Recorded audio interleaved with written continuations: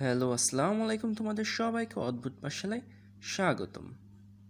অষ্টম শ্রেণীর প্রথম অ্যাসাইনমেন্ট বিজ্ঞানে যে সৃজনশীল প্রশ্নটি দেওয়া হয়েছে সেটা হলো, নিধি তাদের বাগানে পেয়ারা গাছে পানি দিতে গিয়ে দেখলো ছোট পেয়ারা গাছটি 6 মাসে অনেক লম্বা হয়েছে।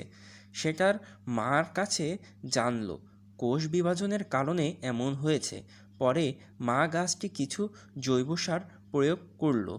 মেয়ে মাকে জিজ্ঞাসা করলো, মা তুমি মাটিতে সার দিছো, কিন্তু তা পাতায় পৌঁছাবে কি করে? মা জানালেন, এক বিশেষ প্রক্রিয়ার মাধ্যমে। এখানে ক নম্বর প্রশ্নটি হলো কোষ বিভাজন কাকে বলে। খ নম্বর প্রশ্নটি হলো মিওসিস কোষ বিভাজনকে হ্রাসমূলক বিভাজন বলা হয় কেন, ব্যাখ্যা করো।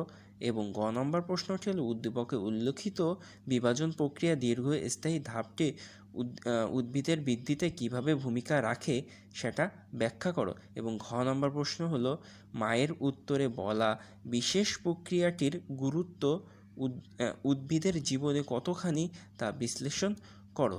এই সৃজনশীল প্রশ্নটা তোমাদেরকে সলিউশন করতে হবে। আর আমি তোমাদের জন্য এই সৃজনশীল প্রশ্নটা অনেক সুন্দর করে সলিউশন করে দিয়েছি এই ভিডিওতে। অবশ্যই তোমরা সেটা দেখে নিও এবং নিজের থেকে লেখার চেষ্টা করো।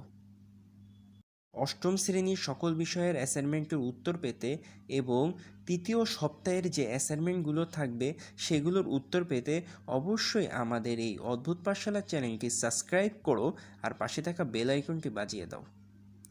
আমি তোমাদের জন্য সুন্দর করে প্রত্যেকটি প্রশ্নের উত্তর একের ক, খ, গ এইভাবে সুন্দর করে সাজিয়ে লিখে দিয়েছি। তোমরা এগুলো খাতায় তুলে নিও।